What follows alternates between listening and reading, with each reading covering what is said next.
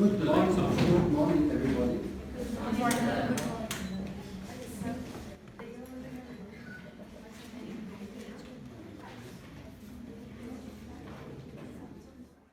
Today, I'm talking about the effects of aromatherapy on our environment and health, because that was the subject of this conference. Next slide, please. The subject of this presentation will be 4 points. First point, why at all do research on a method from ancient Vedic knowledge? Second, what is the method suggested?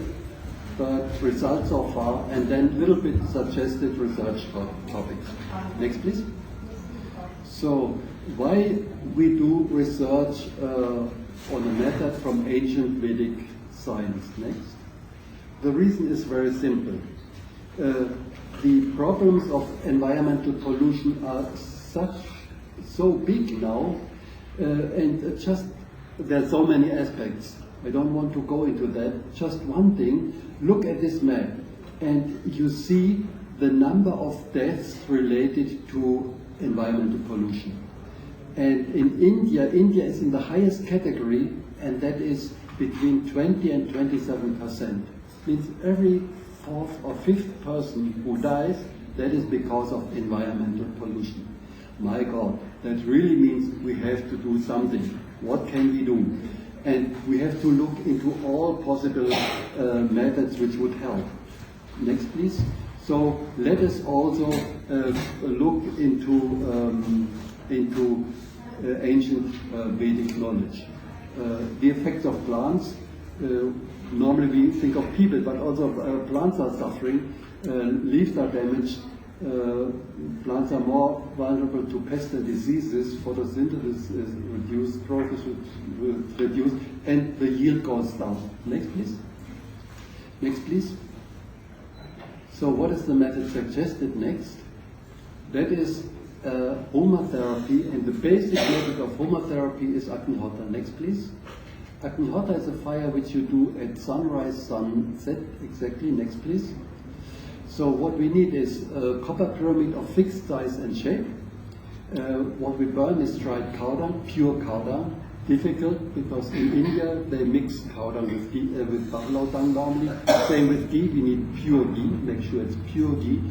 Some grains of unpolished rice. Unbroken pieces only, akshat, and then some mantras, exact vibration, and the timetable of sunrise and sunset. Next, please. So why these mantras and why the exact timing? The mantras, that's exact vibration, and what we hear from ancient knowledge is that at the time of sunrise, a flood of energies, electricities, and such energies comes from the sun all the way to our planet. And this flood of energies had a subtle music in it. And the quintessential sound of that music is the mantra which we utter at that time. Therefore, some resonance effect happens. And that explains, one, why we have to be exact in time, because this flood of energy culminates only for a short time period. Second, why this mantra? Because only then this resonance effect will happen. We can translate the mantra into English or German, but if we do that, then the effect will not be there. So it has to be Sanskrit. And Sanskrit, by the way, some people think, Sanskrit mantras, that has to do with Hindu religion. Not at all. Sanskrit is the only exact language of vibration. And Sanskrit, by the way, is the mother of all our languages. It's not just for India. Of course, Hindi or Marathi, they come directly from Sanskrit. But also if you go and check Russian, so easy you can see the connection. All European languages, so easily you can see the German, yes, Latin, Greek. So it's nothing which is foreign to even us Westerners. It is all our common heritage, this Sanskrit language, this knowledge of the Vedas. Next, please. Interesting enough, this ancient knowledge talks about a flood of energies coming from the sun. And here you see a slide from an American astrophysicist who basically says the same thing. He says million ampere currents are heading from the sun towards the earth at the time of sunrise, and at sunset they are thrust out again. Next, please.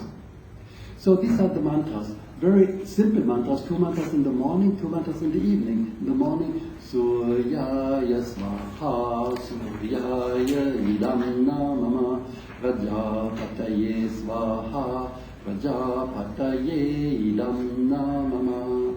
And in the evening, Agnaye Svaha, Agnaye Idam Namama, Prajapataye Svaha, Prajapataye Idam Namama. So children of 5 years can easily learn these simple mantras. So no problem at all for anybody to do that. Next, please. What happens is that you perform Agnihotra, and from the pyramid, after you utter the mantras at the rise, a channel is created through all the atmosphere, and prana energy, life energy, is coming through this channel down to the pyramid, and an aura energy field is created around all plants. This is why the plants get nutrition, they get disease resistant, and when the flame dies, all this energy comes back and is collected in the Agnihotra ash. This is why the Agnihotra ash has a lot of healing properties and can help plant growth. It can be used as medicine for humans also. Next, please. So that was traditional Vedic knowledge. Yeah? So now the question is, how can we validate that in terms of modern science? So let's start with that. First, the atmosphere next. For plants, one thing is the atmosphere is most important, because plants get most of their nutrition not from the soil. Now agricultural scientists only talk about the soil, but plants get most of their nutrition from the atmosphere. And it's obvious, by the way, that is also what Rudolf Steiner said, biodynamic farming. But it's obvious now, if the atmosphere is polluted, you know, the plants cannot get the nutrition as a plant from the atmosphere. They are suffocating like we are doing. Just think of people in Delhi. It's really bad. Next, please. So, how to purify the atmosphere? Atmosphere, there's pollution in different areas. One is biological pollution, chemical pollution, physical pollution. Biological pollution, that is microbes, bacteria.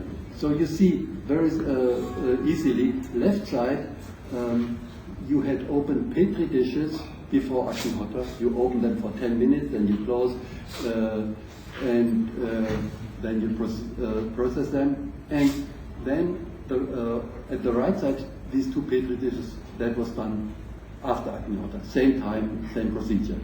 And you see immediately the difference. Next, please. These results, that was done several times. It was also published. And here, people from life science would be interesting, and I'm happy when I come next time to do that, perform Agnihotra. You take the reading before and after. It is a very simple experiment, and it's always guaranteed to give that result. Next, please. Now, what about chemical air pollution, physical air pollution? Chemical air pollution is mainly NOx, SOx. There are other important factors also, but let's first concentrate on these two, because that is now mainly in the focus. So what we did is we performed Agnihotra, and we did the measurements at North Maharashtra University in Jalgaon. And you see NOx, SOx, NOx, first the values go a little bit up after Agnihotra, which is expected because you burn some substances, and then these SOx, NOx is created. But then, if you wait for a couple of hours, it goes down.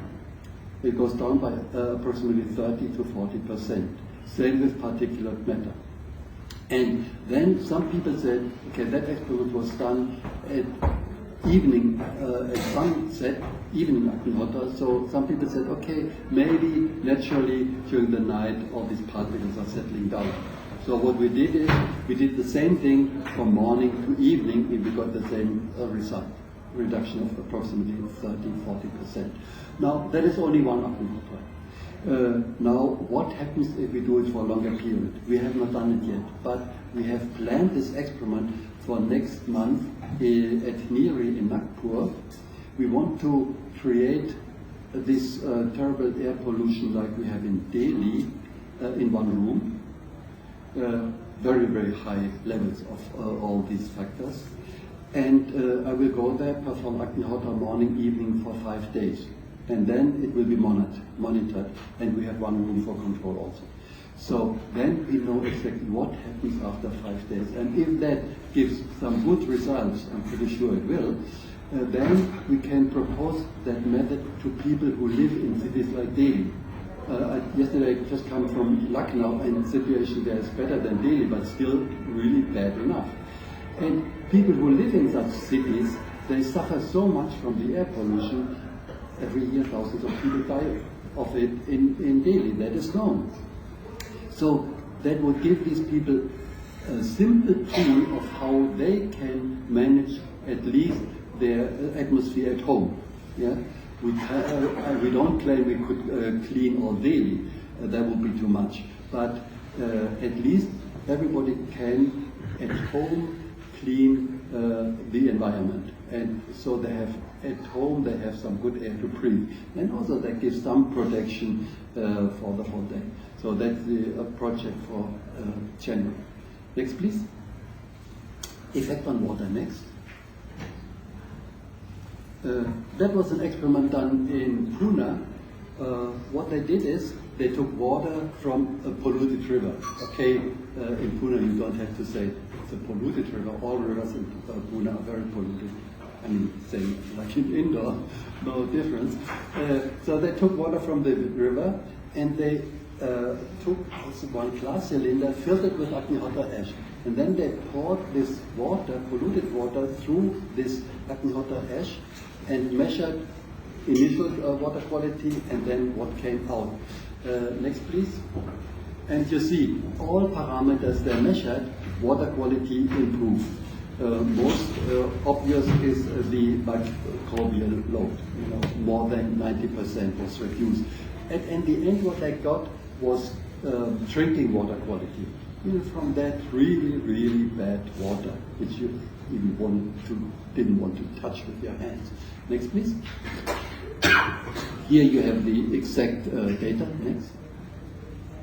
That was an experiment, not an experiment, actually, that was some problem in Australia. These people in Australia, okay, now they have also big fires. They have areas with a lot of drought, like in Rajasthan here. And so on one farm, they drilled a bore well, and luckily they got water. But then they tested the water, and the water was highly alkaline and highly saline. pH 9.5 and salinity 1150 parts per million.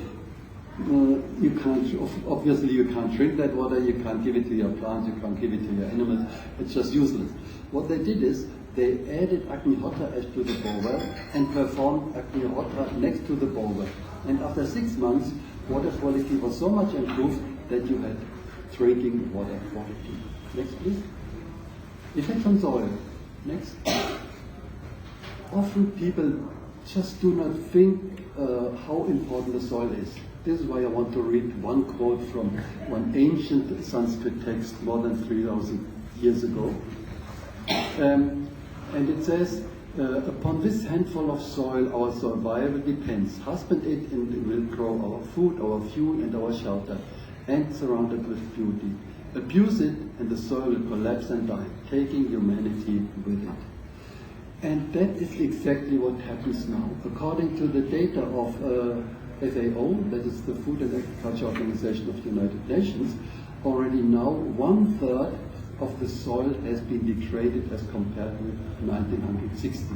1960, that was before the Green Revolution. That was when soil normally was still okay.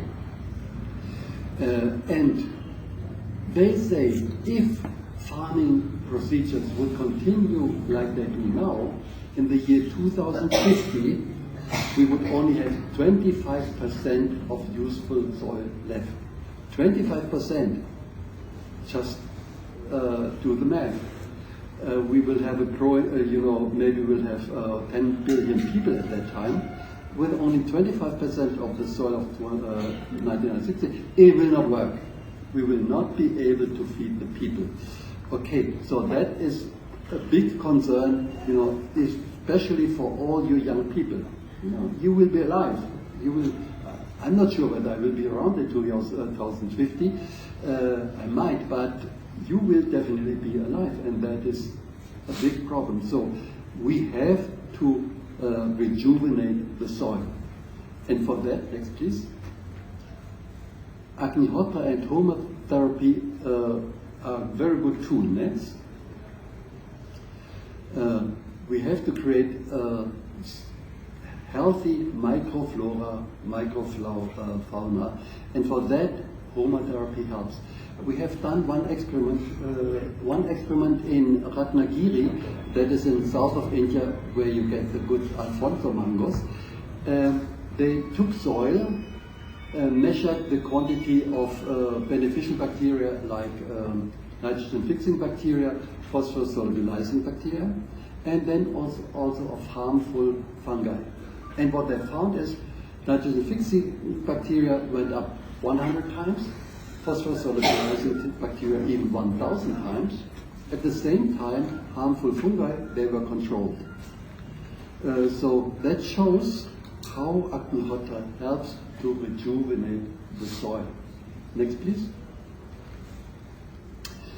Then pH.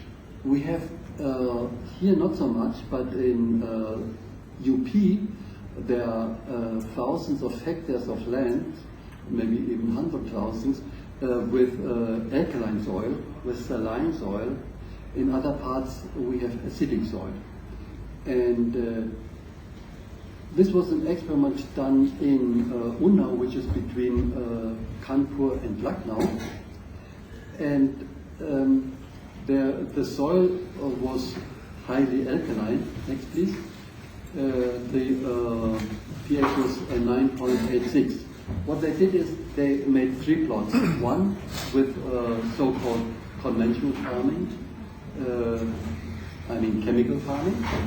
I don't like the word using the word conventional for the chemical farming, because that is conventional only in the last, say, 80 or 100 years. Before all the thousands of years, farming was always organic. Yeah? Only now it is chemical, and now they call it conventional. It is misleading. So with chemical farming, the pH was the same at the end. With organic farming using vermicompost, pH came down at least 0.8 points, quite good result. But with organic farming, vermicompost plus Agnihotra ash, pH came down by more than 2 points. In just one season, they grew wheat, so I think that's maybe 3, maximum 4 months, and the pH came down by more than 2 points. So that's a very good result. Now people think, the modern scientific mind would say, okay, Agnihotra ash helps to bring the pH down. Okay, next slide, please. No, we had a farm in Poland, we still have it, very acidic soil, pH 4.4, and what happened, the agricultural engineer came, government agricultural engineer, he came and said, okay, forget it, nothing will grow here, unless you add a lot of all this stone powder and so on, which they didn't have the money for that. So they still grew their food. They used performed Agnihotra, used the Agnihotra ash. Next, please, and see what they get. All kinds of vegetables grow, including tomatoes. Nobody can grow tomatoes there. And then we also measured, and the pH was 7.2. So that shows Agnihotra ash does not bring the pH down in one direction or bring it up. It brings nature back to harmony. By the way, we have seen the same thing with blood pressure in people. higher blood pressure, it goes down too low blood pressure. And so on. Next, please. Effect on plants. Next. There's a lot of work done, and it has been published in one book, and you can also check the internet address www.hobafarming.com. Next, please. Very simple experiment you can easily do here. Just take some pickle dishes and let some seeds germinate with tap water, and at the right side with Agnihotra ash. But we have to be fair in science. Any ash has nutrients. So we cannot say that's the effect of Agnihotra if we add Agnihotra ash. Because you can take any ash and it will give better result than just using tap water. So what we always do when we do these experiments, we compare it with what we call control ash. Control ash is we burn the same substances: cow dung, ghee, some grains of rice. We also burn it in some copper vessel because copper can have some catalytic properties in the combustion process. But we don't have the special disciplines of Agnihotra, so not the pyramid shape of the vessel, some other shape, still copper, and not the time of sunrise, sunset, and no mantras. So these three things we don't have, otherwise it's the same procedure. So chemically seen, these two ashes don't have a big difference, at least till now we have not seen that. On the more structural level, we try to find some difference. We are running such tests right now. But you see clearly the difference between, of course, tap water and Agnihotra ash is obvious, but also with control ash and Agnihotra ash, you see a clear difference. And that has been replicated so many times in different places, so that is well established. But I invite everybody here, because in science, you never should just believe what somebody tells you. And even if some, big shots publish papers and say that's the result, still don't believe it, just run the experiment yourself, because then only you're really sure. And sometimes also you might find they made some mistake. They didn't consider one important point. But that is easily to be repeated. If you want, contact me and I can send you the Agnihotra ash and control ash to make it more easy at the beginning. Next, please. Next. So it has been done, as I said, repeatedly. Statistics have been done. Next. Nutrient contents of plants, that is one important point also. Now, modern agriculture, chemical agriculture, they basically concentrate on production. The quality of the food, yeah, it is important that it looks nice. In India, I've heard even sometimes people dip the cauliflower in some very bad chemicals in order to get the nice white color. Yeah. So look is important, size is important, and the quantity is important. What about the quality of the food? That is not so much important because people don't see when they buy it. And quality of food has been seen is going down because the soils have been depleted, so all the micronutrients are missing in the soil. Yeah, it's just concentrated as NPK. So what we have done next, please. That was done next. That is one interesting result from a Homa farmer in Karnataka near Berk. He grew vanilla, and then he got it tested for the vanillin content, and the result was 36% by weight. The lab which did the test said that's not possible. So they repeated the test because they thought they had made a mistake, but they got the same result. Normally you get up to 28% maximum. So that shows this vanillin content, this oil content, higher than in conventional production. Next. Also with vegetables, that was done at some Warsaw Institute, Warsaw University. It shows that the quality of the vegetables is better on this Roma farm compared to, of course, chemical farming definitely, but also to organic farming. Next. Biodiversity. One big problem of our environmental pollution is also the loss of biodiversity. Next.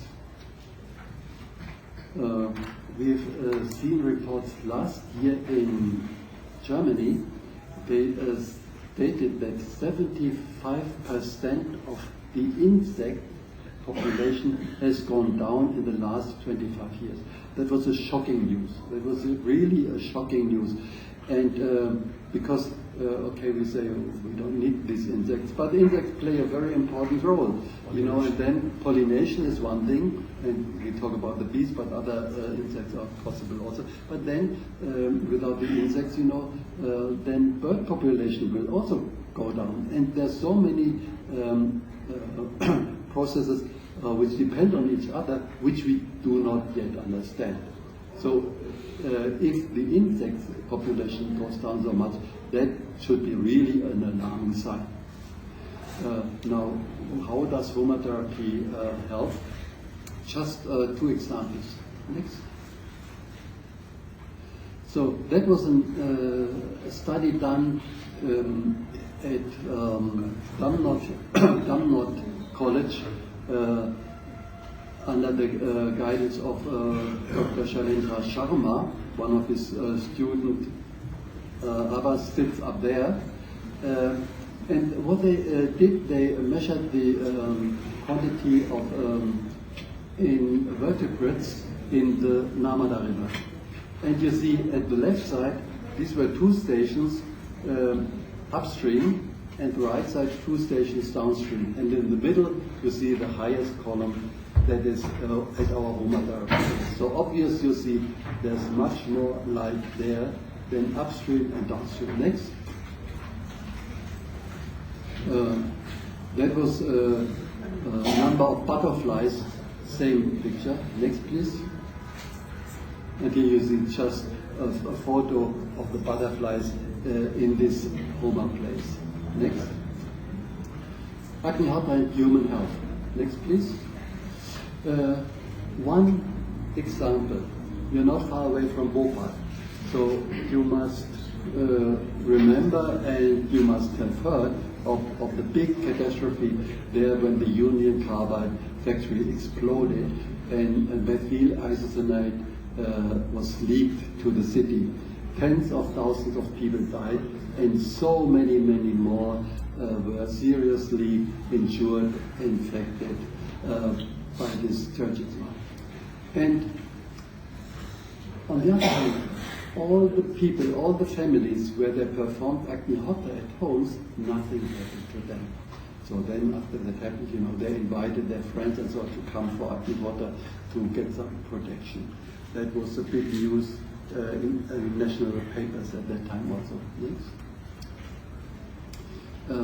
So we have a lot of reports which say that stress is relieved, blood pressure regulated, blood sugar level controlled, and a lot of reports about healings like cancer, drug addiction, depression, even HIV, and so on. Here's one webpage you can have a look, romahealth.com. Next.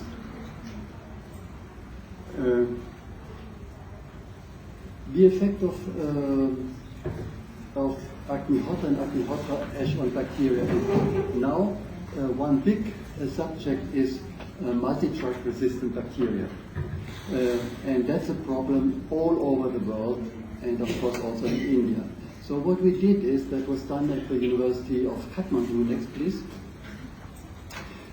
They had strains of multi-drug resistant E. coli, and they added Agnihotra ash and then control ash on the other hand. And you see how much more the Agnihotra ash controlled it. Next. And here you see the numbers. So with Agnihotra ash, after 5 days, nearly gone, and total control, it was the same, and control ash reduced also to some extent. Next, please. So now we are trying at different institutes to have a wider research program on that subject, also using different of these multi-drug-resistant bacteria. One more point, as we talk about human health, is the effect on our mind. Because our mind is to great extent responsible for our health. So, according to Vedic knowledge, there's a connection between prana and mind. Prana, the life energy, and the mind. And actually they say prana and mind are like the two sides of the same coin. If you affect prana, mind is affected. If you affect mind, prana is affected. Next, please. But now, because of this pollution, the flow of prana is no longer working as it should, and it's disturbed, and therefore people often feel some tension of their mind, even without some obvious reason. Next, please. So what can we do against it? You know, it's always easy to say, okay, just be full of love. Okay, just take two seconds, be full of love. So, you manage? See, it's not so easy. Theoretically, it would be possible. Yeah, you know, a perfect yogi, you know, he is in that state. Yes, but it takes him decades, maybe lifetimes, in order to achieve that. So it's not so easy. But what we can do is, next please, with Agnihotra, we have an influence on the atmosphere. And the atmosphere regulates the flow of prana. In this way, indirectly, we can have an effect on prana and then the effect on the mind. And in this way, we can help our mind to become calmer, you know, stress reduced, be more happy, be more full of love. Next, please. And some results confirm that. Next. One was done in Moscow. Next. Some years ago. What they did is they measured the stress level and the depression level of people before Agnihotra and after Agnihotra. They did it for 6 days, and you know, both came down. But they did this experiment with the result they got with a questionnaire. So questionnaires are nice, but it's always some uncertainty because you could always say, okay, some placebo effect and so on. So it's not the best method. So next, please. What they did then in some university, medical university in Santiago de Chile, the capital of Chile, they had a batch of students just before a very hard examination. And you may know medical students, they have very hard exams. So before that examination, all people were stressed. They tested 100 people for stress level, and what they did is they took the saliva and measured the cortisol level. Cortisol gives the stress level. And so it's a more objective way of measuring. All 100 had high stress level, but then they took, out of this 100, they took those 30 which had the highest stress level, and then found 2 groups. And invited these groups, they said, okay, your stress level is so high, we want to help you. So they invited them for some Tai Chi lesson. 2 groups, Tai Chi, both the same Tai Chi.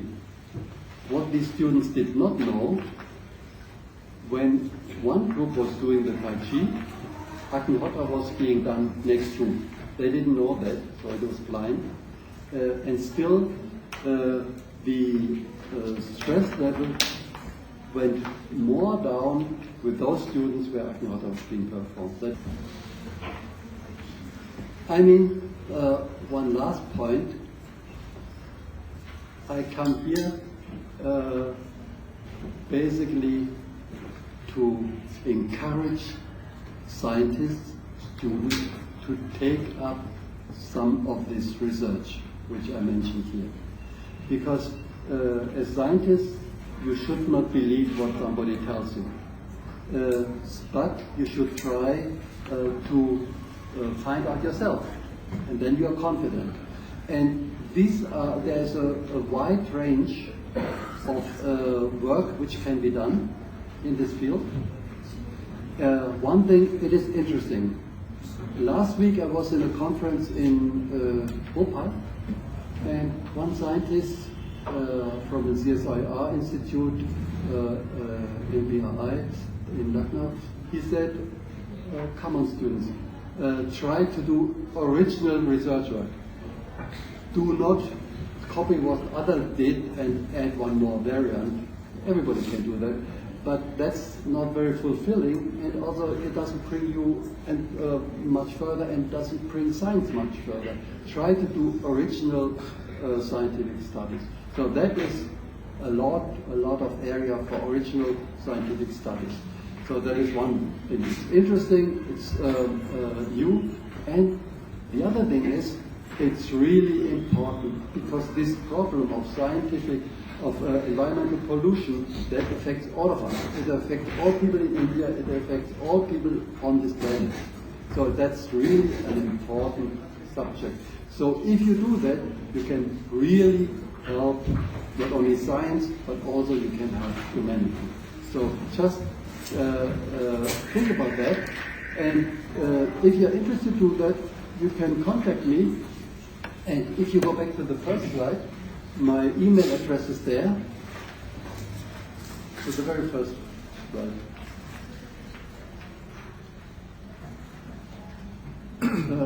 Yeah, you see the email address, yeah? You can contact me, and I'm happy to help, to give some suggestions, to send you some Magniota Ash control ash so that you can start this work. And I'm sure that your professors here will support you in this effort. Yeah? Okay, very good. Thank you. Thank you.